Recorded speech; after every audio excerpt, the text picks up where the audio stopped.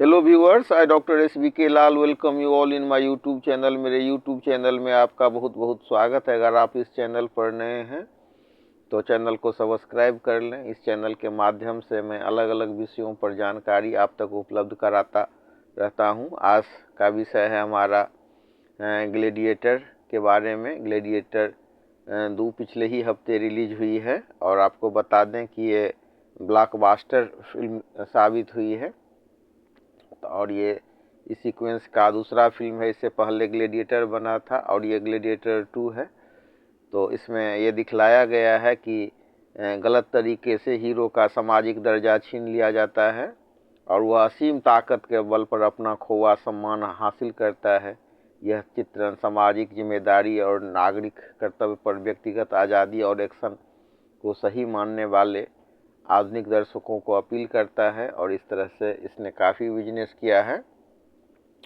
तो आज हम आपको बताएंगे ग्लेडिएटर की असली कहानी।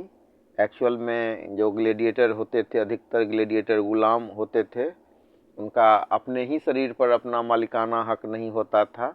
वो आका के गुलाम होते थे और जैसे जैसे उनके आका का हुक्म होता था तो वैसे वो अपना कर्तव्य दिखाते थे और वो अपना जो कर्तव्य दिखाते थे वो एक हिसाब से प्रदर्शन होता था।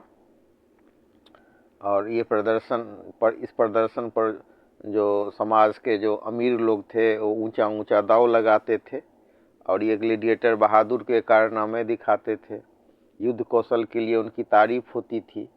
इतिहासकारों, दार्शनिकों और कवियों के अनुसार कुलीन रोमन युद्ध में साहस, सेना और राजनीति में लीडरशिप, पारिवारिक जीवन की मधुरता और दोस्तों के बीच सामाजिक व्यवहार में यकीन करते थे। वे बहादुर लेकिन अनुशासित थे, ताकतवर लेकिन जिम्मेदार नागरिक थे।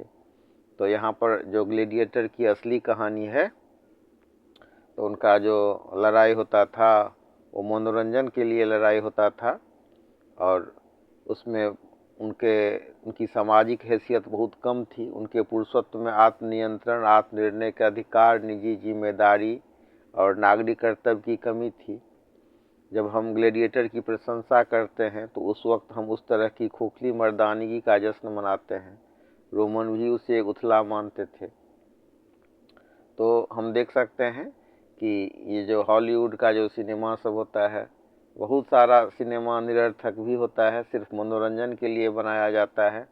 लेकिन कई बार हम देख सकते हैं कि काफ़ी पैसा खर्च करके बहुत ही ऐतिहासिक विषय को इसमें समावेश किया जाता है और ऐतिहासिक विषय पर यह फिल्म बनाया जाता है। और जब तीसरी दुनिया के कोई देश सब की बात होती है, टेक्नोलॉजी की बात होती है, तो हम देखते हैं कि उसमें इस जो ऑस्कर पुरस्कार है उस सब में भी भारत जैसे देश भी कितने पीछे हैं। और लेकिन मतलब इतना इतना खर्चा करने के बावजूद जो ये सिनेमा सब है उसको टक्कर देता है कम खर्च वाला ये सिनेमा सब। तो इसी कड़ी में हम आपको बताएंगे ग्लेडिएटर की असली कहानी। जो असली कहानी ये नहीं है कि वो समाज का हीरो होता था या बहुत एकदम रोमन लड़ाका होता था। और वर्तमान दर्शक जो अभी देखते हैं ग्लेडिएटर को तो उनको लगता है कि कितना ताकतवर, बहादुर और साहसी उसको मानते हैं और इन गुणों को मर्दानगी के लिए आदर्श बताया जाता है। एक विनिपेग यूनिवर्सिटी में एक प्रोफेसर हैं मेलानी रेसेट कैंपबेल। उन्होंने द न्यूयॉर्क टाइम्स के लिए एक आर्टिकल लिखा है।